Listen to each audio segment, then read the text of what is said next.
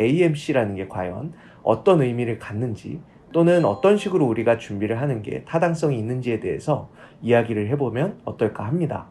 일단 결론부터 말씀드리면요, AMC 또는 AMC에서 특정 성적 이상이 나와서 AIME까지를 하는 시험은 실제 엑스트라 커리큘러 액티비티에서 의미가 있는 건 사실입니다.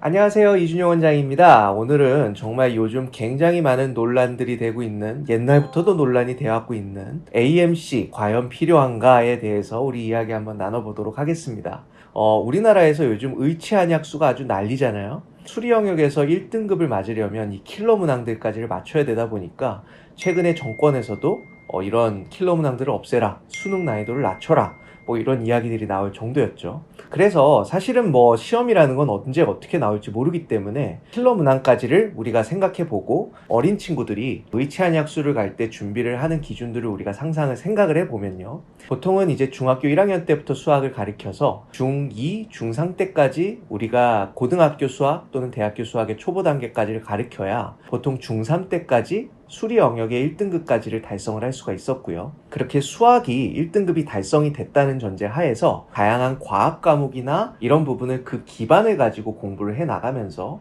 그러면서 우리가 언어 영역이나 외국어 영역 부분들을 보완해 나가면서 고등학교 1, 2, 3학년 때 내신 관리까지도 같이 좀 완전하게 준비를 해야 보통은 고등학교 3학년 때 재수를 하지 않고 의치안약수를 갈 수 있는 가장 기본적인 기반이 된다 라는 것들이 우리가 실제로 몸으로 경험해 본 그런 팩트들이었습니다. 근데 이제 미국 같은 경우는 이제 그런 식으로 과연 필요하냐, 미국의 수학은 생각보다 우리나라보다 쉬운데 과연 지금 미국의 최상위권 대학에서 STEM을 우리가 추구하는 이런 학생들도 과연 이런 식으로 공부를 해야 되는지, 이런 부분들에 대한 많은 질문들이 있었고요. 그리고 AMC가 과연 엑스트라 커리큘러 액티비티로서 상당한 의미가 있는지 없는지에 대해서도 많은 학부형과 학생분들이 저희한테 질문을 해오곤 하셨습니다. 그래서 오늘은 미국 최상위권 대학을 준비할 때 AMC라는 게 과연 어떤 의미를 갖는지, 또는 어떤 식으로 우리가 준비를 하는 게 타당성이 있는지에 대해서 이야기를 해보면 어떨까 합니다. 일단 결론부터 말씀드리면요, AMC 또는 AMC에서 특정 성적 이상이 나와서 AIME까지를 하는 시험은 실제 엑스트라 커리큘러 액티비티에서 의미가 있는 건 사실입니다. 난이도로 따져봤을 때도요, 수능의 킬러 문항이나 또는 수능 1등급을 달성하는 데까지의 수학 실력에 비해서 난이도가 그렇게 높지는 않다, 상대적으로 오히려 낮을 수도 있다라고 우리가 풀어보면 느낄 수가 있는 부분도 분명히 있는 것 같습니다. 다만 차이가 있다면 스폰테니어스하게 문제들이 나오다 보니까 그 문제들을 그 자리에서 능동적으로 본인이 문제 해결 능력을 갖고 문제를 풀어야 되는 부분도 있고요. 또는 대학교의 공학수학들도 일부 섞여서 이 문제들이 나올 수가 있기 때문에 그런 개념들을 좀 미리 알아보고 우리가 학습을 할 필요는 있겠지만, 확실한 거는 우리나라의 수학보다는 상대적으로 그렇게 많이 어려운 수준은 아닌 것 같다. 이 부분은 좀 중요한 포인트인 것 같고요. 그럼 우리가 먼저 AMC부터 한번 살펴볼까요? 자, AMC가 American Math Competition의 약자인데요. AMC는 총 3가지 유형으로 보통 나뉜다고 합니다. 그래서 AMC 8학년까지 볼 수 있는 AMC 8, 그리고 AMC 10학년까지 볼 수 있는 AMC 10, 그리고 12학년까지 볼 수 있는 AMC 12가 있는데요.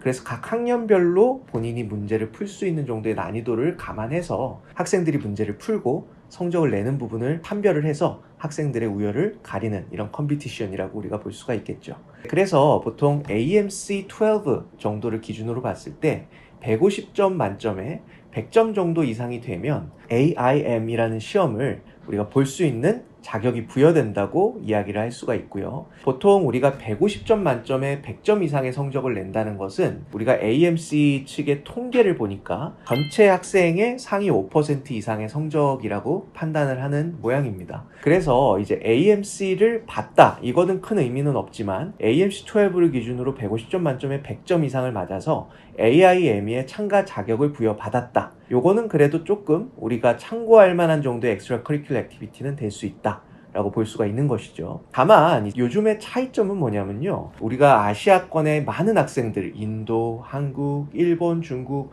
이 학생들이 워낙 수학을 잘하다 보니까 누구나 AMC 12를 좀 깊게 공부한 학생들이면 150점에서 100점 이상을 무조건 내는 경우들이 많이 생겼다는 사실입니다. 그러다 보니까 요즘은 이제 더 대학들에서 생각하는 건, 에이시안 학생들일수록 AIME까지를 충분히 잘 문제를 풀어봤느냐, 이런 것들까지를 좀 생각하고 있는 것 같아요. 네, 그래서 AIME 같은 경우는 이제 15문제에서 어느 정도의 문제들을 풀 수 있느냐를 보는 시험이기도 하고, 그래서 훨씬 더 난이도 높은 문제를 가지고 학생들끼리 수학 능력을 겨루는, 네, 이런 시험들이라고 볼 수 있겠죠. 네, 그래서 AMC12를 거쳐서 AIME에 참가 자격을 부여받는 것이 예전에는 상당한 의미가 있었으나 요즘은 AIME까지를 진출해서 어느 정도의 성과를 내느냐가 조금 더 비중이 두어지는 그런 상황이라고 말씀드릴 수 있겠습니다. 그러면 AMC, AIME 이런 것들을 과연 최상위권 대학을 진학할 때 왜 필요한 것일까요? 저는 두 가지의 의미가 있다고 생각을 하는데요. 첫 번째는 일단 대학을 입학하는 데 있어서 스템 전공을 한다는 것은 우리가 다양한 기본기가 좀 얼만큼 되느냐가 중요한 관건인데,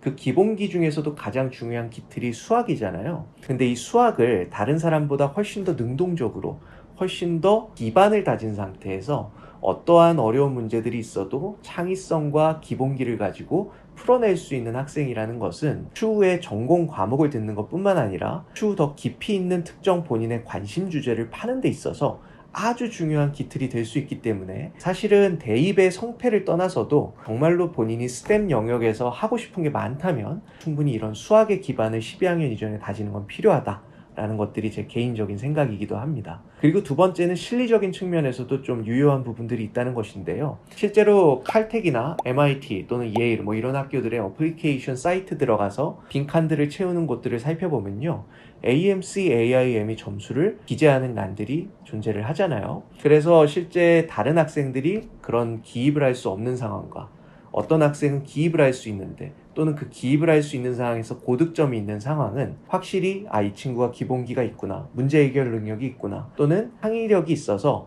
정말 낯선 상황에서도 문제 해결 능력이 뛰어나구나를 암시할 수 있는 또 다른 하나의 큐를 제공할 수 있기 때문에 그런 부분들에서도 충분히 유효한 이런 성과들을 이어나갈 수 있는 교두보가 될 수 있다고 생각을 합니다. 더 나아가서는요, 그럼 이제 여러분들께서 질문을 하실 수 있는 게, 과연 언제부터 준비를 해야 AMC, AIME까지를 충분히 잘할 수 있을까요? 가 되겠죠. 제 개인적인 좀 데이터를 보면 보통은 8학년에서 9학년 요 정도부터 수학의 기본기가 좀 다져지는 건 중요하다고 생각을 해요. 그래서 프리칼큘러스 정도까지가 한 8학년 정도 때 어느 정도 좀 자유자재로 문제를 해결할 수 있는 능력이 돼야만 그때부터 조금 더 트레이닝을 거쳐서 AMC10, AMC12 요때까지 학생이 성장하는 과정에서 이와 같은 성적들을 계속해서 원하는 만큼 낼 수 있는 기반이 된다고 생각을 하고요. 특히 앞서서도 말씀드렸지만 단순히 수학 문제를 비슷하게 다양하게 풀어서 단시간에 이런 스폰테니어스한 환경들을 대응하는 것들은 분명히 제약이 따를 겁니다. 그래서 이제 본인이 좀 연습을 할 때도 수학 문제를 다양한 유형으로 계속해서 학습을 하기보다는요, 특정 낯선 유형들이 있을 때